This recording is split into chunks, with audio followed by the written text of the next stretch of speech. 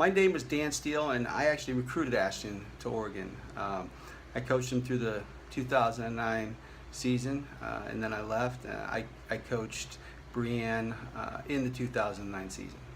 My favorite memory of Ashton and Brianne, that's tough. I got a ton of them. We were heading to Sacramento for a spring break multis competition. I believe it was 2008. They were starting to see each other. People knew it, but they were trying to keep it on the down low. And I was sitting next to Ashton on the plane to Sacramento. I remember this conversation vividly. And I said, "What's going on with Brianne?" And he said, "Well, it's complicated." I said, "Well, I doubt it. Is she your girlfriend?" And he said, "No, she's not my girlfriend. We're just dating." I said, "I don't know what that means. Are you allowed to date other girls? Would she get mad?" And he goes, "Yeah, she'd get mad." I said, "Okay. Can she date other boys, or would you get mad?" "No, I'd get mad." I said, "Well, Ashton, that's the dictionary definition of a girlfriend." And he laughed and he said, "Okay, I guess she's my girlfriend." And I dropped it. But then later on that night, we were going over the rules for travel, something we do every meet.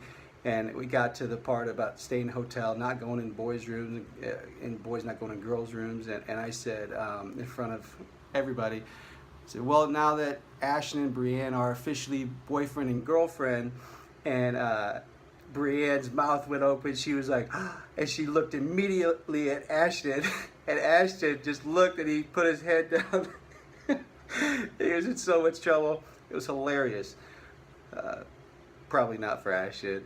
One word to describe Ashton: passionately curious. I guess that's two words, but it's what he is. He's got an intense thirst for learning. He eats up information. He loves it. If there's one word to describe Brianne, I don't know what it is, but there's a picture that does a pretty good job. It's in Rio. You've probably all seen it. After the 800, she's standing there. Everybody's lying down on the track, and she's standing there, and the expression on her face says it all. I don't know that I've ever been so proud of a former athlete as I was of her in that moment. And that picture captured everything you want to know about her.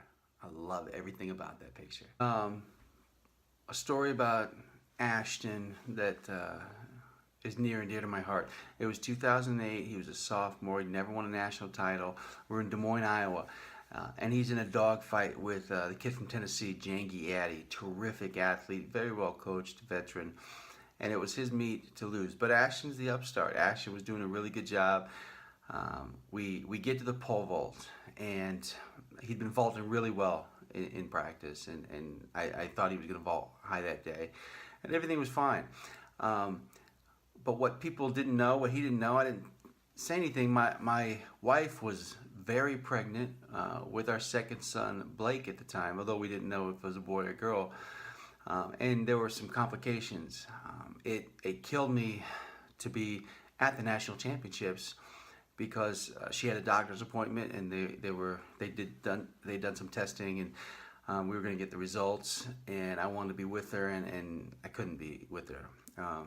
So I was waiting for the phone to ring, and it was during the pole vault, and I knew she was going to be calling to tell me if it was good news or bad news, and I was really stressed out about it, and I wasn't fully engaged.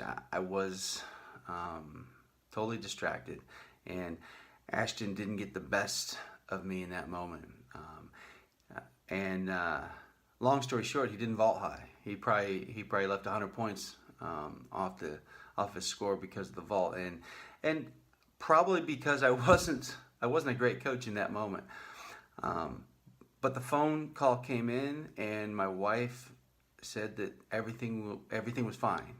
There was no issue. She told me the sex. It was a boy, and I was just so happy and so relieved. And I felt bad that Ashton didn't jump well, but there was just a sense of relief over me. And I remember walking with him to the javelin, and I told him, "Well, you now have nothing to lose, Ashton. That makes you pretty dangerous because on paper there's no way you can beat this kid. So we're gonna go into the javelin, and we're just gonna let it go. We're gonna see what happens, and you've got no pressure on you now because you're not supposed to win. We go to the javelin, and everything was clicking for him. His first throw was good. His second throw was a pretty big PR, and then his third throw took off, and it was in the air, and I was just watching it, and it just kept going. And I almost started crying before it landed because I knew he had just won the national title in an event that had been such a nightmare for him. He was terrible at the time. Terrible. He could not put it together, but he did. He put it together.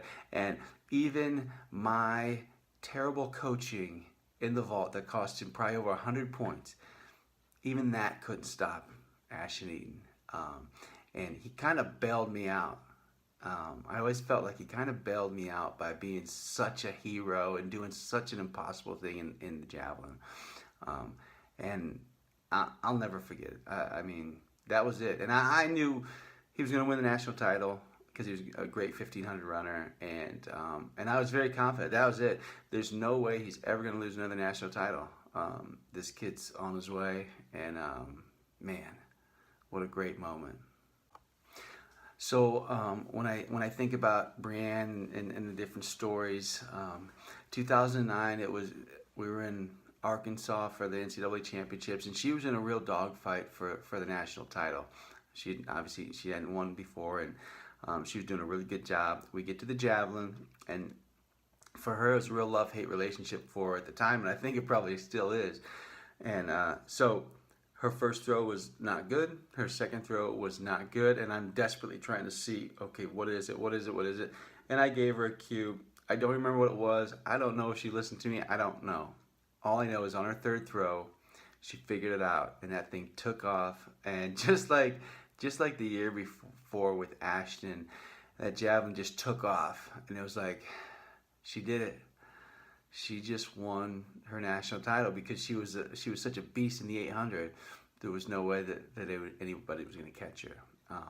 And then so fast forward to the 800, watching her and Kalindra McFadden, who was also just such a tremendous part of that season, and such a fun training partner for her.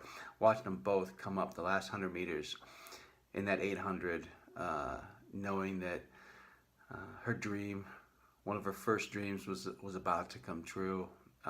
Man, it was just such a great emotional moment for me as a coach. I was so proud of her. So proud of her. She had just dug deep, and she really showed just a little bit of what was to come. Thank you, Brianne and Ashton, for letting me be a part of your journey. It's one of the thrills of my life. I had so much fun working with you guys. So much fun. Just such great, determined young athletes. And, you know, you had no egos then. You have no egos now, and I just love that. You did it because you loved it. You did it because you had dreams, and being able to watch what you were able to come, what you were able to overcome, and just being able to have my kids be a part of that, watching the Olympics with my kids. They were totally into it, and knowing that, wow, they have heroes that are actually worthy of their adoration. And how great is that? So thank you for everything you did. Thank you for everything you did for Oregon, for just being tremendous people. It wasn't even so much what you accomplished, but how you did it, and who you are, and that you never became something that we couldn't be very proud of. And that's a lot of pressure to put on you, I know that.